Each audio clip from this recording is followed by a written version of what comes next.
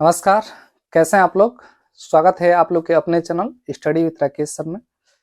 तो जैसा कि आप लोग को मालूम है कि कक्षा 10 के लिए सामाजिक विज्ञान की जो श्रृंखला है हम चालू किए थे कुछ दिनों पहले, उसके 4 वीडियो अपलोड किए जा चुके हैं। यदि आप लोगों ने वो वीडियो नहीं देखा है तो वीडियो जाकर देख लीजिए। नोट्स बहुत बेहतरीन तरीके से बनाते रहिए और इस चैप्टर से बहुत इंपॉर्टेंट क्वेश्चन पूछे जाते हैं। तो आज के इस वीडियो में हम लोग पढ़ने वाले हैं।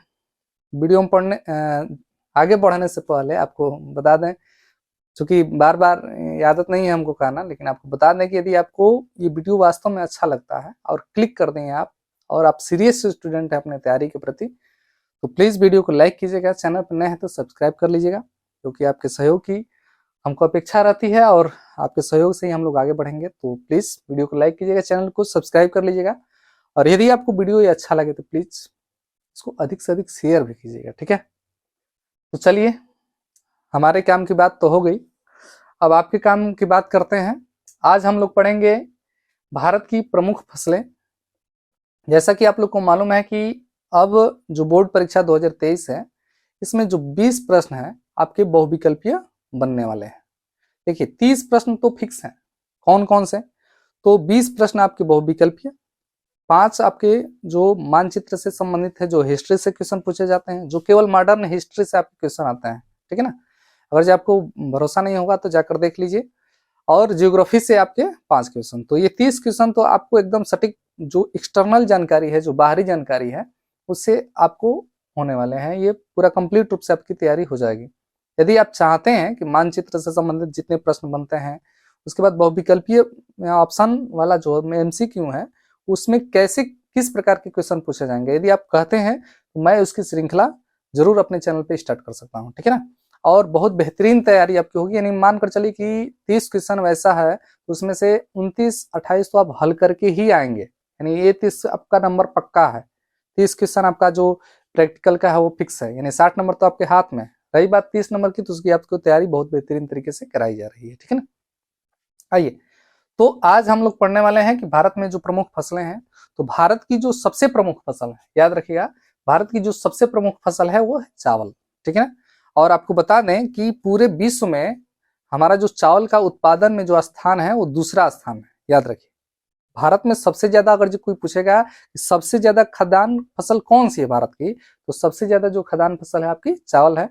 विश्व में हमारा कौन सा स्थान है चावल के उत्पादन में? दूसरा। पहला स्थान पे आपका चाइना है। ठीक है ना, तो भारत की जो है प्रमुख खाद्यान्न फसल आपका चावल है। विश्व में हमारा स्थान दूसरा है, पहला स्थान पे चीन है।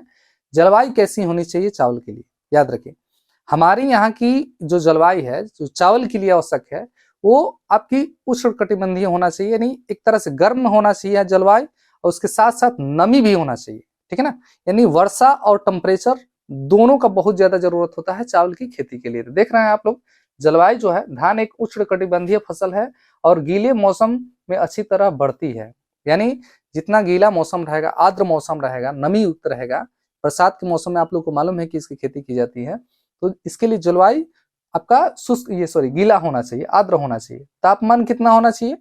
तो धान की खेती के लिए तापमान आपका 25 डिग्री सेल्सियस से ऊपर का होना चाहिए, यानी टेम्परेचर भी आपका अच्छा खासा होना चाहिए, तभी जाकर इस फसल का ग्रोथ होता है और अच्छी फसल तैयार होती है धान की। ठीक है ना, वर्षा आपको अभी बोले कि बरसात के समय में खेती होता है, यानी बारिश भी बहुत बेहतरीन रोल निभाती है धान के यानी चावल के उत्पादन में।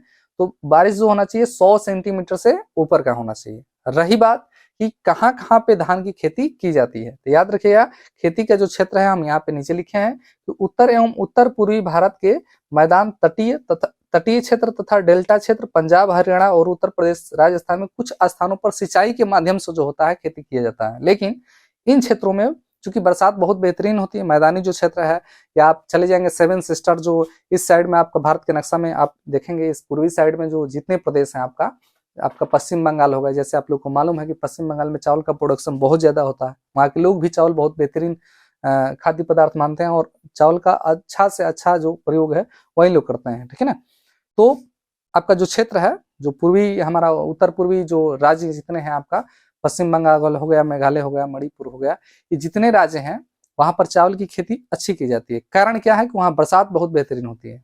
जो हम लोग का इलाका है, जो उत्तर भारत का जो मैदान है, उत्तर भारत के मैदान में जैसे आपका हमारा उत्तर प्रदेश हो गया, पंजाब हो गया, हरियाणा हो गया, राजस्थान के कुछ हिस्से हुए, पूरे राजस्थान में नहीं, क्योंकि आप लोग को मालूम है कि राजस्थान के कुछ भाग पे तो रेगिस्तान है, तो राजस्थान के कुछ भाग पे, पंजाब में, हरियाणा में, उत्तर प्रदेश में, इन भागों में जहाँ पे वर्षा कम होती है वहां पर सिंचाई के माध्यम से भी चावल की खेती की जाती है। ठीक है ना, ये तमाम पॉइंट है। अगर जो पूछेगा कि चावल के उत्पादन के लिए क्या क्या चीज आवश्यक है, याद रखिएगा जलवायु कैसी होनी चाहिए, तो आप लोग को अभी बताया कि टेम्परेचर हाई होना चाहिए, मौसम आर्द्र होना चाहिए, उसके बाद तापमान 25 डिग्री सेल्सियस से ऊपर की होनी चाहिए, उसके बाद वर्षा 100 सेंटीमीटर से ऊपर की होनी चाहिए। क्षेत्र आपको बताया कि उत्तर और उत्तर पूर्वी भारत के जो मैदान है, जो तटीय क्षेत्र है, तटीय क्षेत्र आप लोग को मालूम है कोरोमंडल तट होता है, मालाबार तट होता है, जो तटीय इलाका है वो तटीय इलाकों में, यानी ये वाला जो इलाका आप देखते हैं भारत के निचला भाग, इस वाले इलाके में चावल की खेती की जाती है, और जहां पर बारिश ज्यादा होगा वहां पर चावल की खेती की जाती है।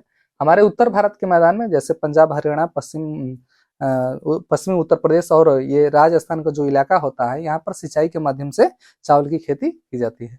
तो स्क्रीनशॉट ले सकते हैं इसका, बेहतरीन नोट्स बना सकते हैं आप। चलिए उसके बाद चलते हैं दूसरा नंबर पर जो हमारा प्रमुख फसल आता है। भारत में प्रमुख खाद्यान्नों की श्रृंखला में जो दूसरा स्थान आता है वो आता है गेहूं का। ठीक है, तो गेहूं जो है भारत की दूसरी सबसे बड़ी महत्वपूर्ण खाद्यान्न फसल है।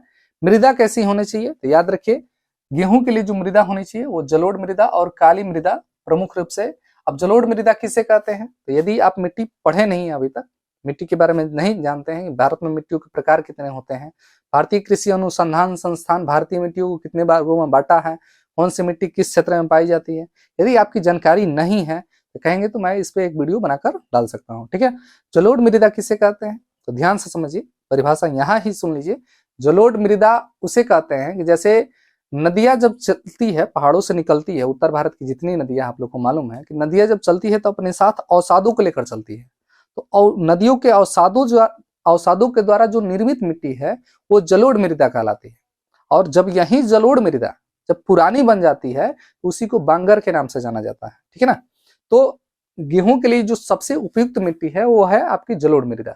उसके बाद काली मिट्टी, आप लोग इसका एक नाम याद रखिएगा बहुविकल्पी क्वेश्चनों के लिए, काली मिट्टी को ही रेगुर मिट्टी भी कहा जाता है या इसे कपासी मिट्टी भी कहा जाता है। ठीक है ना, नमी धारण करने की क्षमता अधिक होती है। ठीक है ना, काली मिट्टी में याद रखिए, लेकिन गेहूं के लिए भी उपयुक्त मानी जाती है। तो मृदा में याद रखिएगा जलोढ़ मृदा और काली मृदा मिट्टी, दो ऐसी मृदा है, ये जलोढ़ मिट्टी और ये काली मिट्टी, जो गेहूं की फसल के लिए बहुत ही उपयुक्त माने जाते हैं। ठीक है, मिट्टी और मृदा दोनों एक साथ बोलने में थोड़ा सा मिट्टी का म और मृदा का दा जो है एक ही में मिल जा रहा है, तो कंफ्यूज मत रहिएगा आप लोग। ठीक है ना, देखिए तापमान कैसा होना चाहिए, तो गेहूं की फसल आप लोग को मालूम है कि रबी की फसल है। कमेंट करके बताइए कि चावल की जो फसल है वो किस ऋतु में बोई जाती है और उसका किस कैटेगरी में रखा जाता है, रबी की फसल में, खरीफ में या जायद में। ठीक है ना, चावल के बारे में आप लोग कमेंट बॉक्स में नीचे जरूर बताइएगा, यदि आप यहाँ तक वीडियो देखते हुए आए हैं तो, अन्यथा मान लीजिए जो पहले छोड़ दिया है तो उसकी तो बातें अलग है। चलिए आइए देखिए तापमान कैसा होना चाहिए, तो तापमान देखिए वृद्धि के समय ठंडा होना चाहिए। जब गेहूं ग्रोथ कर रहा है तो शीत ऋतु में, आप लोग को मालूम है कि ये रबी की फसल है और इसका अक्टूबर से लेकर दिसंबर के बीच में बुआई होता है, तो ये पूरा जो काल होता है शीत ऋतु का काल होता है। तो ग्रोथ इसका जो बढ़ने का काम होता है इसी समय होता है। जैसे जैसे शीत ऋतु बीतती है यानी खत्म होता है, तो वैसे वैसे गेहूं में जो ग्रोथ है वो कंप्लीट हो जाता है। और जैसे ग्रीष्म ऋतु की शुरुआत होती है, बसंत जो ऋतु शुरू होती है, तो उस समय उसमें जो दाने होते हैं आना शुरू हो जाते हैं और पकने शुरू हो जाते हैं, और ग्रीष्म काल में जाते जाते दाने कंप्लीट रूप से पक जाते हैं। ठीक है ना, तो दोनों मौसम जरूरी है, एक उसको बढ़ने के लिए ठंडा मौसम और कटाई के समय गर्म मौसम होना चाहिए। तो ये याद रखिए, टेम्परेचर इतना आपका होना चाहिए, उसी हिसाब से टेम्परेचर होना चाहिए।